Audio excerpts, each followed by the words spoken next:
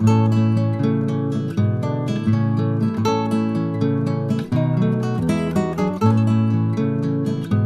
pagi siswa-siswi kelas 8. Bagaimana kabarnya hari ini? Semoga semuanya dalam keadaan sehat. Hari ini kita berjumpa kembali pada mata pelajaran PKN untuk pertemuan yang ke-7. Nah, sebelum kita belajar, kita berdoa terlebih dahulu. Berdoa menurut agama dan kepercayaannya masing-masing. Berdoa dimulai. Berdoa selesai.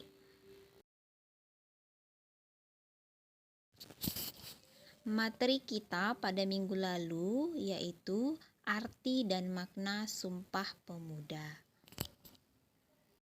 Dan untuk materi hari ini memaknai semangat kejuangan pemuda dalam perjuangan kemerdekaan Republik Indonesia.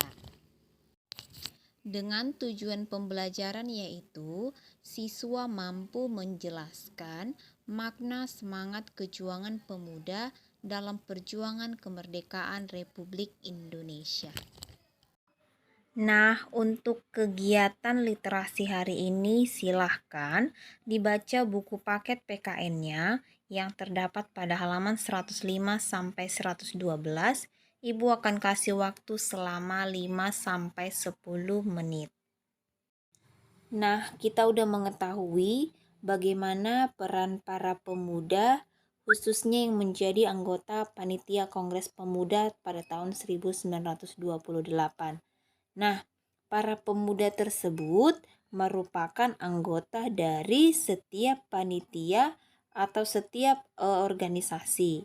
Misalnya seperti Muhammad Yamin dari Jong Sumatranan Bon, Amir Syarifuddin dari Jong Bataksbon, dan lain sebagainya. Pemuda adalah orang muda laki-laki. Jika dikaitkan dengan Sumpah Pemuda, tentu menyangkut dengan pemuda dan pemudi. Pemuda menunjukkan bahwa mempunyai tanggung jawab dibanding dengan anak-anak karena mengenai umurnya yang lebih dewasa serta masuk ke dalam fase dewasa. Dalam sejarah perjuangan bangsa, para pemuda telah mampu memanfaatkan fase gejolak kepemudaan yang diarahkan menjadi daya dorong dalam memperjuangkan kemerdekaan bangsa. Sejarah mencatat organisasi pergerakan yang pertama, Budi Utomo, yang didirikan oleh mahasiswa Stovia di Batavia. Mahasiswa tentunya dalam bentuk organisasi pemuda bergelora, berjuang yang diwujudkan dalam berbagai bentuk organisasi pemuda. Kemudian muncullah berbagai organisasi lainnya seperti Perhimpunan Pelajar di Negeri Belanda dan Klub Belajar yang dipimpin oleh Soekarno di Bandung.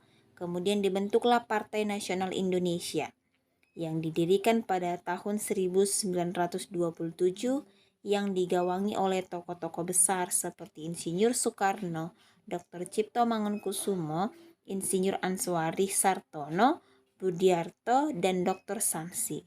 PNI tumbuh dan berkembang menjadi salah satu partai politik berpengaruh pada saat itu. Apabila kita bandingkan pada tahun berdirinya PNI dan tahun kelahiran Soekarno pada tahun 1901, Soekarno pada masa itu lebih kurang berusia 26 tahun. Usia 26 tahun merupakan usia yang masih muda dan memiliki semangat muda, yaitu semangat untuk mengubah bangsa ini menjadi lebih baik. PNI sebagai partai nasionalis termasuk mampu berkembang dengan sangat pesat karena semua golongan dirangkul untuk bersatu. PNI semakin menunjukkan pengaruhnya melawan penjajah dengan menggalang kesatuan aksi melawan penjajah. Badan tersebut diberilah nama PPPKI atau Pemufakatan Perhimpunan Politik Kebangsaan Indonesia. Selanjutnya mulai melakukan kongres dan mencetuskan cita-cita sosialisme dan semangat non-koperasi. Dan berita ini pun mulai memicu reaksi dari pemerintahan kolonial Belanda. Pemerintah Belanda menangkap para pemimpin PNI, yaitu Insinyur Soekarno, Gatot Mangkubraja, Maskun, dan Surya Dinata. Kemudian keempat tokoh tersebut disidangkan di Pengadilan Bandung. Dalam persidangan tersebut, Soekarno mengajukan pembelaan dengan menyampaikan pidato yang berjudul Indonesia Menggugat. Kemudian hakim yang pada saat itu adalah Mr. Siegenbeck van Hoekelen. Pembela para tokoh Indonesia adalah Sartono. Namun karena lemahnya posisi bangsa Indonesia pada saat itu, keempat tokoh itu dinyatakan bersalah dan Pengadilan Negeri Bandung menjatuhkan hukuman pidana kepada Insinyur Soekarno dengan 4 tahun penjara dan 2 tahun maskun. Kemudian dinginnya penjara, kejamnya sipir penjara tidak mengubah asa para pemuda Indonesia untuk memperjuangkan kemerdekaan.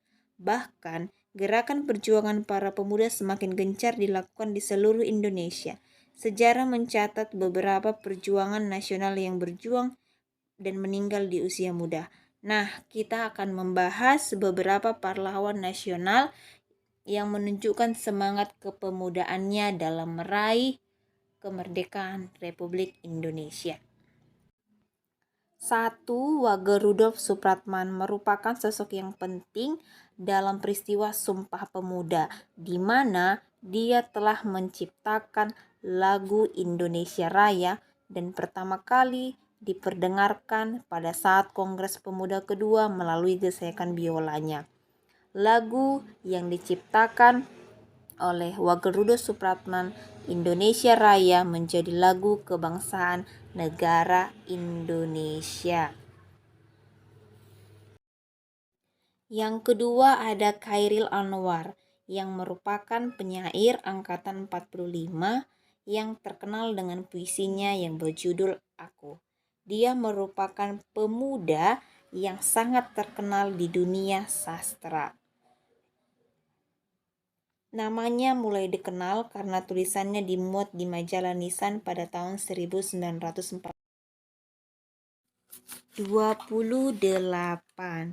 Ia terkenal karena bisa menguasai 3 bahasa, yaitu Inggris, Belanda, dan Jerman, walaupun latar belakang pendidikannya yang terbatas. Kemudian sebagai seorang penyair, kondisi sosial dan perjuangan bangsa Indonesia mengilhami pembuatan puisinya. Pemuda yang ketiga yaitu Walter Monginsidi, merupakan pahlawan nasional yang ikut memperjuangkan kemerdekaan Indonesia, di mana beliau lahir di Manado. Banyak perlawanan terhadap penjajah yang dipimpin oleh Walter muda ini, karena melihat penjajahan di bumi pertiwi yang tiada berkesudahan dan semakin menjadi-jadi. Kemudian pada tanggal 28 Februari 1947, ia ditangkap oleh bala tentara Belanda di Sekolah SMP Nasional Makassar. Walter Monginsidi kemudian dipenjara, kakinya dirantai dan dikurung di balik teralis besi. Sebagai pemuda yang pantang menyerah dan memiliki semangat juang yang tinggi, ia tak lantas putus asa dan menyerah begitu saja.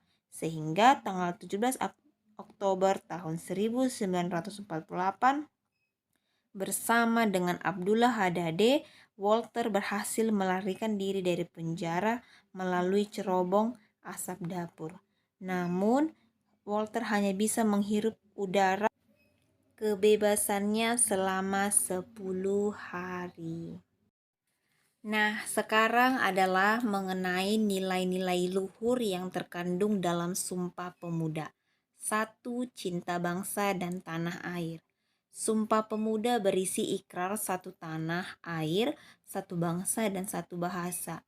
Inilah wujud dari rasa cinta tanah air kita yang dinyatakan para pemuda. Cinta tanah air berarti setia dan bangga terhadap bangsa Indonesia. 2. Persatuan.